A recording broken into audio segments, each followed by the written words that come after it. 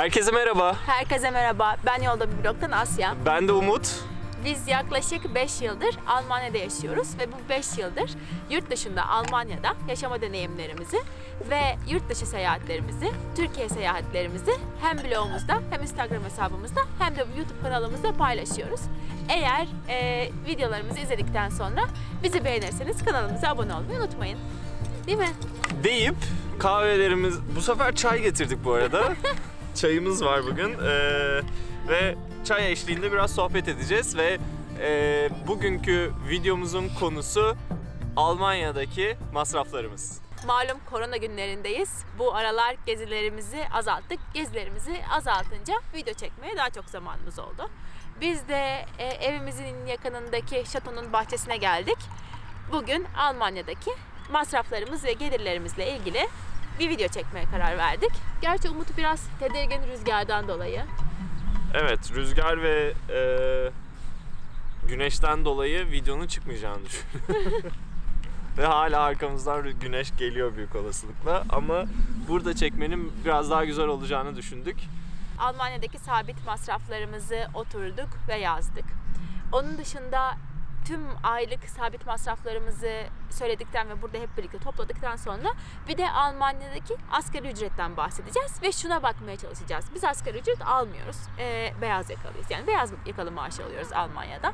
Ama eğer asgari ücret alıyor olsaydık şimdiki hayat tarzımızla ve giderlerimizle Almanya'da geçinebilir miydik? Birlikte ona bakacağız. Evet, biraz kıyaslama videosu gibi bir şey olacak aslında. İlk olarak çok da lafı uzatmadan hemen masraflarımızdan başlayabiliriz. Bu arada şey ekleyelim mi başlamadan? Pardon, sözünü kestim. Bu masraflar 2 kişilik çocuksuz 30 yaşında bir çiftin masrafları. Evet, beyaz yakalı, çocuksuz, Almanya'da Münih'te yaşayan bir ailenin masrafı olacak. Çünkü Münih'te veya Frankfurt'ta veya Almanya'nın başka bir yerinde yaşıyorsanız masraflarınız doğal olarak daha az veya daha fazla olabilir. O yüzden sadece Münih bazından ve kendi masraflarımızın ortalaması olarak size vereceğiz bunları. Bunlar yukarıda olabilir, aşağıda olabilir. Aynen. Genel olarak böyle ve bunu ilk masraftan başlayabiliriz. Bunu söylediysek ve bu masraflar size pahalı gelirse lütfen videoların altında küfretmeyin. O yüzden küfrediyorsunuz. Etmeyin. Küfretmeyin. Tamam. Etmeyin, Bunu da dediğimize lütfen. göre ilk masraftan Başlayabiliriz. İlk masrafımız her ailenin olduğu gibi sabit bir gider, ev kirası. Almanya'da yaşayanların kontratı başka olabilir. Ancak bizim kontratımızda sıcak kirada kira, elektrik, su, telefon, internet her şey dahil. Yani otel gibi her şey dahil ödüyoruz kirayı. Evet. Ne kadar kiramız? Her şey dahil, ev kiramız. Bunları söyleyip kirayı söylemem. Otel kiramız. Otelimizin kirası. Evimizin kirası aylık 1100 euro. Evet. 100 euroyu yazdık mı? Evet, yazdık. Tamam. Kirayı, elektrik, su vesaire tüm faturalarla birlikte hallettiysek geliyoruz market masraflarımız kısmına. Market masraflarımız şöyle. Her cumartesi neredeyse hiç aksamaz haftalık market alışverişi yapıyoruz. Bu market alışverişi az veya çok ortalama 60 euro tutuyor. 60 euronun üzerine hafta içinde de mesela gelirken işte her aile gibi ekmek bitiyor, süt bitiyor vesaire bunları yeniliyoruz. Bir 40 euro da böyle harcıyoruz. Yani haftada ortalama bazı haftalar çok bazı haftalar az olmak üzere 100 euro mutfak masrafımız var. Nasılız? Yani etimizi de alıyoruz, alkolümüzü de alıyoruz. Haftalık, aynen. Ama çok biyo veya böyle çok ekstrem pahalı şeyler almıyoruz. Eğer biyo beslenmek veya vegan beslenmek gibi istekleriniz varsa yukarı çıkabilir. Daha dikkatli olursanız aşağıda inebilir. Bizim 100 euro. Evet. Yani ne etti? Ayda 400 euro yaz. Evet. Sırada ne varmış? Bir saniye yazmıştık. Dersimize çalıştık bu arada. Deftere Radyo yazıp vergisi. geldik. Hiçbir şeyi kaçırmak istemiyoruz. Evet. Diğer bir sabit giderimiz de radyo vergisi. Almanya'da aslında benzetmek gerekirse Türkiye'deki TRT vergisi ama Türkiye'deki gibi elektrik faturasının içinde değil, bu ayrı olarak geliyor. Ve aylık 17 euro olarak ödüyorsunuz. Bunu ev olarak ödüyorsunuz. Yani kişi başı gider olarak değil, bir ev olarak. Yani evde 5 kişi de yaşıyor olabilirsiniz. Sadece bir radyo vergisi ödüyorsunuz. Benimki kısa. Netflix'i yazıyoruz. Ayda 10 euro Netflix üyeliğine veriyoruz. Onu da yazdık. Evet. Kaldı sana yol masraflarımız. Tamam. Yol masraflarımızda Münih genelinde biz ne kadar ödüyoruz? Daha önceden 79 euro ödüyorduk. Yalnız bu ay 55 euroya düştü. Kişi başı aylık biletimiz bu. Sınırsız Aynen. biniş. 55 euro ödüyoruz. Tabii bu yaşadığınız zona göre, yani bölgeye göre değişebiliyor. Biz şehir merkezi zonunda yaşıyoruz ve o yüzden 55 euro ödüyoruz. Ancak uzaklaştıkça bu fiyat da artabiliyor. 110 daha yazdık mı? Evet, kenara yazalım. Telefon faturamızdan bahsedeyim biz de. Telefon faturamız 2 kişi toplam 40 euro. Ne kadar internetimiz var buna dahil? İnternetimiz 3 GB, 5 GB. 4 GB internetimiz ve sınırsız konuşmamız var. Bize fazlasıyla yetiyor. Onun dışında zaten ofislerde ve evlerde Wi-Fi kullandığımız için sadece arada kullandığımız 4 GB bize fazlasıyla yetiyor. Şey var. Normal iş yerimizin ödediği sağlık sigortamızın üzerine bizim ev tutarken yaptırdığımız bir sigortamız var. Bu 3. kişilere karşı sorumluluk sigortası. Almanca adını şuraya alta yazarız, tam hatırlayamadım şimdi. Buna ayda 7 euro veriyoruz. Bunu Almanya'da genellikle ev sahipleri istiyor. Veya drone kullanıyorsanız da bu sigortayı yaptırmanız gerekiyor. Bu sizin 3. şahıslara verdiğiniz zararın, mesela ben birisine çarptım, telefonu düşürdüm, telefonu kırıldı veya ben birisini öldürdüm, bana tazminat davası açtılar vesaire. Bu tarz masrafların ve faturaların karşılanmasına yarayan bir sigorta. Buna ayda toplam 14 euro ödüyoruz. Türkiye'de bunu duymamıştık gerçekten de, ama burada Almanya'da gerçekten çok böyle bir popüler bir sigorta. Özellikle Asya'nın bahsettiği sigortayı Almanya'da genelde ev sahipleri istiyor. Çünkü ola ki Asya'nın başına bir iş geldi, yani hapse girdi.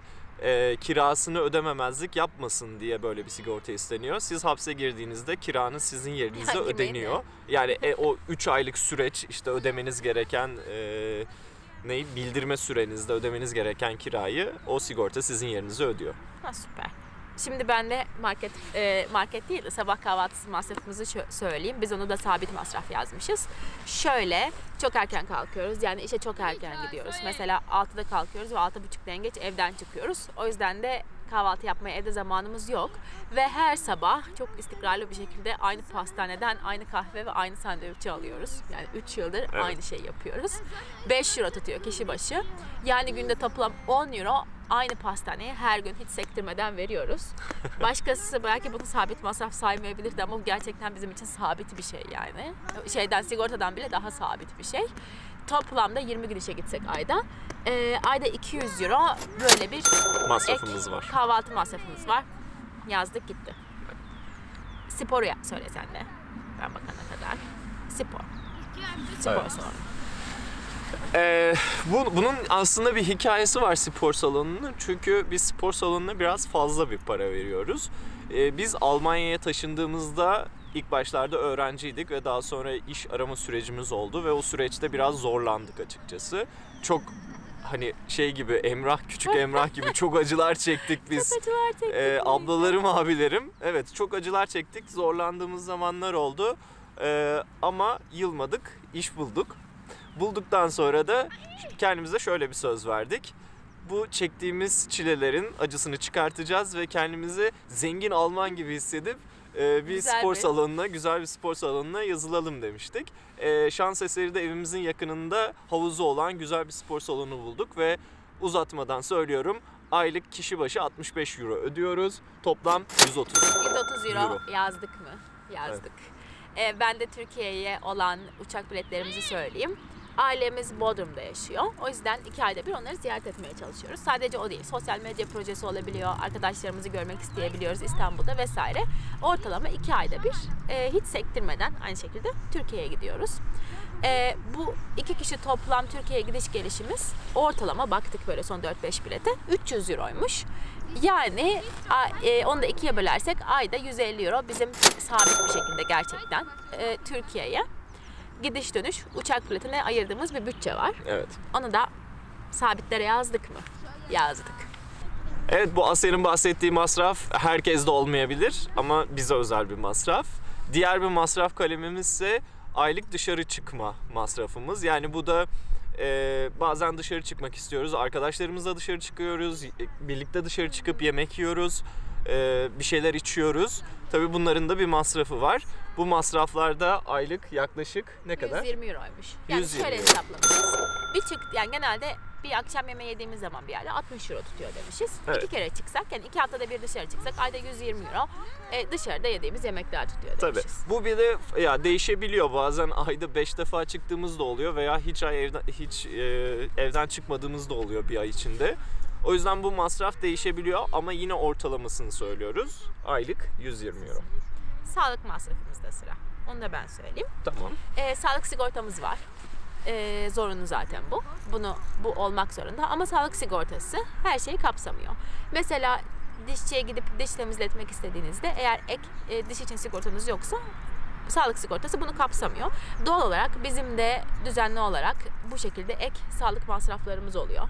Mesela yani kolayından 6 ayda bir en az diş temizletmeye gidiyoruz ve her temizletmeye 150 euro civarında veriyoruz. 300 euro. Bir kere her 6 ayda bir diş temizletme masrafımız var.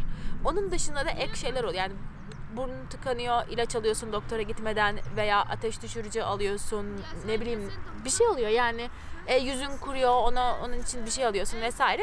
Bu şekilde ek masraflarımız da oluyor sağlık sigortasının karşılamadığı. Ona da şöyle yazmışız. Toplamda her 6 ayda bir 100 euroda bu kremler vesaire doktora gitmeden aldığımız ilaçlar tutuyor demişiz. 6 ayda toplam 400 eurodan ayda, şu an kopya çekiyorum, 66 euro. Ayda 66 euro da ek sağlık masrafımız varmış. Onu da sabit gider sayıp sabit giderlerimizi ekledik. Evet. Yine burada araya giriyorum. Çünkü hayır bizim masrafımız 200 euro siz yanlış söylüyorsunuz diyenler olabilir. Bu bizim ortalamamız illaki değişebiliyor. Ay gün kişi kişi her şey değişebilir. O yüzden bu sadece bir ortalama rakam. Aynen. Sen kişisel masraflarını söyle istersen. Mesela ayda bir saç kestiriyorsun. Evet, şu anda fark ettiyseniz rüzgarda saçım dağılıyor. Benim yani her erkek, her insan gibi saç kestirmeye ihtiyacım var. Ancak Almanya'da her erkeğin çektiği sıkıntıdan birini ben de çekiyorum. Aynı model saç tipi. O yüzden hani acınızı paylaşıyorum erkekler. Neyse çok da uzatmadan aylık saç masrafım 15 euro. 15 euro 15 yazdık. euro kenara yazalım. Ben saçımı Türkiye'de kestiriyorum her gittiğimizde. O yüzden onu yazmadık. Demek ki bir şekilde bizim aile bütçemizden çıkmıyor. Yani şöyle genelde annem ödüyor veya işte bir şekilde halloluyor falan. O yüzden onu yazmadık. Umut'unkini yazdık. Bizde biraz 15 beleşçilik euro. de var. Doğru. Son masraf kalemine geldik. Son masraf kalemi de alışveriş. Son 5 yıldır yani Almanya'ya taşındığımızdan beri gerçekten de çok sade yaşamaya ve az alışveriş yapmaya çalışıyoruz. Ama tabii ki bunu tamamen kesmek mümkün değil. Çünkü kıyafet alıyoruz hobilerimiz için. Yok şimdi diyeyim. Hobilerimiz için alışveriş yapıyoruz. Mesela çadır alıyoruz, trekking ayakkabısı alıyoruz vesaire. Evet. Son bir yıllık masraflarımıza baktık ve onu 12'ye böldük. Ve ayda toplam 150 euroluk alışveriş yaptığımızı gördük. Yani şöyle diyebiliriz ki fotoğraf makinesi ve ekipmanlarımıza harcadığımız para hariç, çünkü o çok başka bir kul var. Bizim ayda alışveriş masrafımız 150 euroymuş. Evet. Var mı eklemek istediğin bir şey buna? Yok. Gayet Yok. güzel anlattın. Tamam. O zaman toplam ne kadar olmuş? Ezberinde mi? Yoksa ben söyleyeceğim. Sanırım ezberimde. Ne Biraz kadar? da kopya çektim. 2412. Evet. Doğru bildin. Evet. Umarım bu arada doğru söylemişizdir. Bu Doğru. arada yukarıda sayacımız var. O büyük olasılıkla bütün rakamları toplamıştır. Ama şimdi genel olarak Almanya'daki aylık masrafımız bunlar. Şimdi gelelim asıl mevzuya. Evet. Şöyle aylık 2 kişi beyaz yakalı çalışarak yaptığımız sabit gider bizim 2412 euro. Videonun ikinci kısmında biz biraz çok kısa şunu değerlendirmek istiyoruz. Eğer biz Almanya'da 2020 itibariyle asgari ücret alıyor olsaydık bu şekilde yaşayarak ve bu giderlerle geçinebilir miydik? Bunu tartışmak istiyoruz biraz. Bu arada artık çaylar yetmemeye başladı. Çünkü hava biraz serin ve rüzgarlı. Biraz da güneş var ve insanlar artık bizi kesmeye başladı etrafımızda. Diyor. O yüzden devamını evde çekeceğiz ama çekmeden önce burada güzel evimizin yakınındaki kalenin etrafını biraz size gösterelim istedik. Devamı evde. Devamı evde. Close your eyes. Get some rest. Bu arada biz bu parka, daha doğrusu şatonun bahçesine çok sık geliyoruz. Çünkü haftada 2 gün de olsa en az 10 kilometre koşmaya çalışıyoruz. Haftada 2 kez yaptığımız bu koşularda da burası bizim bir nevi parkurumuz. Evden çıkıyoruz, buraya kadar koşuyoruz. Burayı böyle 4-5 kere dönüyoruz, sonra eve dönüyoruz falan. Zaten 10 kilometre zor ediyor. O yüzden yaz kış bu bahçedeyiz diyebiliriz. Almanya'da kazanılan alışkanlıklar. Hele şimdi bu korona günlerinde bir süre seyahat edemeyeceğimiz için ve açık havada daha çok zaman geçirmeye çalışacağımız için daha çok geliriz diye düşünüyoruz. Normalde Asen'in de dediği gibi buraya biz çok geliyoruz. Bizim gibi Almanlar da buraya çok fazla geliyor ve özellikle koşu ve yürüyüş yapmaya. Çünkü çok güzel bir yer.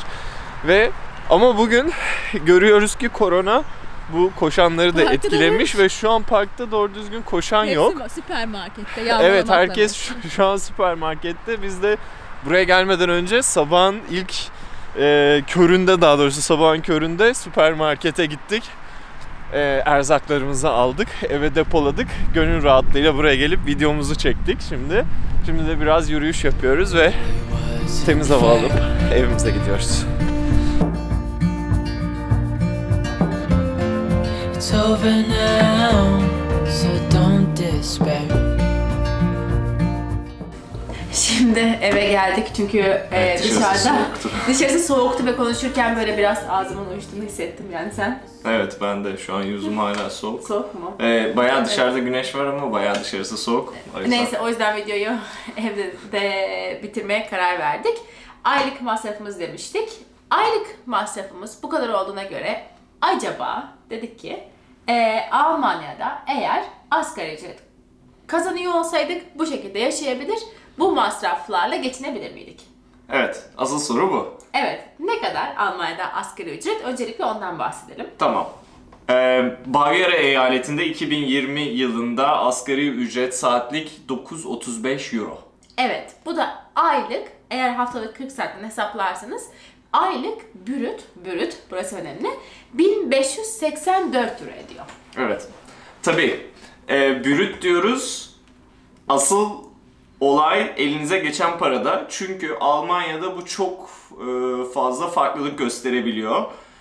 Çocuğunuz varsa ek ücret alabiliyorsunuz. Evliyseniz ve eşiniz çalışmıyorsa başka bir vergi sınıfındasınız. Bekarsanız daha farklı vergi sınıflarındasınız. Yani bu Almanya'da 1'den 5'e kadar bir vergi sınıflandırması var ve onda yerinizi buluyorsunuz. Aynen. Yani şöyle, Türkiye'deki gibi tek bir brütten ve tek bir netten, tek bir vergi sınıfından hesaplanmıyor burada.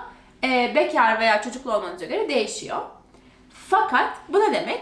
Eğer elinize 1500 euro geçiyorsa brüt size kalan ortalama söyleyeceğiz. Yani 1100 Euro'dan 1300 Euro arasında değişen bir rakam olacak. Ortalama 1200 Euro elinize para geçecek. Aynen, yani asgari ücretle geçinen bir insanın eline 1200 Euro geçiyor gibi düşünebilirsiniz. Evet. Peki 2 kişi asgari ücretle çalışsaydı bizim yaşam tarzımızla, yani bizim harcadığımız aylık giderlerle yaşayabilir miydi? Yani bazı şeylerini kısarsa tabii ki yaşayabilir. Biz yani, de dedik aylık masrafımız gezi hariç 2500 küsür dedik. Evet. Asgari ücretle de yaklaşık 2400'e denk geliyor. Hani biz bu rakamla yaşayamıyormuşuz. Hayır, yani. mesela şöyle düşün. Biz öğrenciyken ve Frankfurt'ta yaşarken sadece staj yapıyorduk. Sadece staj gelirimiz vardı ve staj gelirimiz kişi başı ayda 900 euroydu. Yani biz Frankfurt'ta 2 sene boyunca neredeyse ayda 1800 euroya yaşadık. Önemli olan nokta, Almanya'da şehirden şehire çok farklılık gösteriyor giderler. O yüzden aslında evinize ne kadar para giriyorsa o kadar da harcıyorsunuz. Şehre göre ama vaziyetten vaziyete de değişiyor. Tabii ki. Yani buraya geldiyseniz, öğrenciyseniz bizim gibi ilk geldiğimiz halde 1800 euroya da kimsenin geçinemez dediği halde geçinip de gezebiliyorsunuz. Şu an biz dediğimiz gibi artık çalıştığımız için asgari ücretle zorunda kalsaydık bu arada yine geçinirdik yani. Böyle asgari ücretle 2 kişi aç kalıyor gibi bir şey yok yani. Ya o zaman da evimize kırmızı et giriyordu. Şimdi de giriyor. Şimdi de giriyor. O zaman spora para vermiyorduk. Şimdi spora para veriyoruz veya başka giderlerimiz var. Yani hani Türkiye'de, yani Türkçe'de hani güzel bir deyim vardır yani ayağını yorganına göre uzat diye. Ne kadar para geliyorsa da ona göre yaşıyorsunuz. Şöyle mesela toparlayacak olursak, eğer Münih'teyseniz ve asgari ücret alıyorsanız ayda elinize ortalama diyoruz 2400 euro para geliyorsa bununla aç kalmazsınız. Ve buradaki aç kalma standartı Türkiye'dekinden çok farklı. Evet. Burada etinizi de yersiniz. Etinizi de yersiniz. Dışarıda çıkarsınız. Tiyatronuzda da gidersiniz.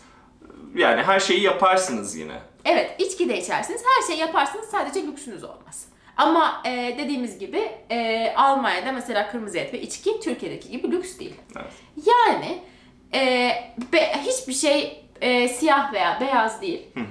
Ve Almanya'da olmanın en azından bizim için bir artısı da bu Türkiye'de olan işte kırmızı et yemek gibi, doktora gidebilmek gibi istediğiniz anda vesaire. Bunlar lüks kalmadığı için 1800 euro ile de yaşandı 2 sene.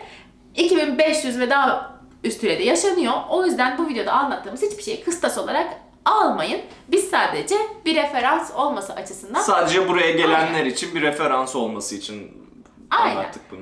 Aylık giderlerimizi 2 kişinin toplam asgari ücret maaşını ve nasıl 1800 liraya Frankfurt'ta yaşadığımızı anlatmak istedik. Evet. Yani genel olarak bunlardan bahsettik. Eğer başka videolar çekmemizi isterseniz, Almanya ile ilgili öğrenmek istediğiniz başka şeyler varsa da bunu aşağıya yorum olarak yazarsanız çok mutlu oluruz. Ve ayrıca videolarımızı beğeniyorsanız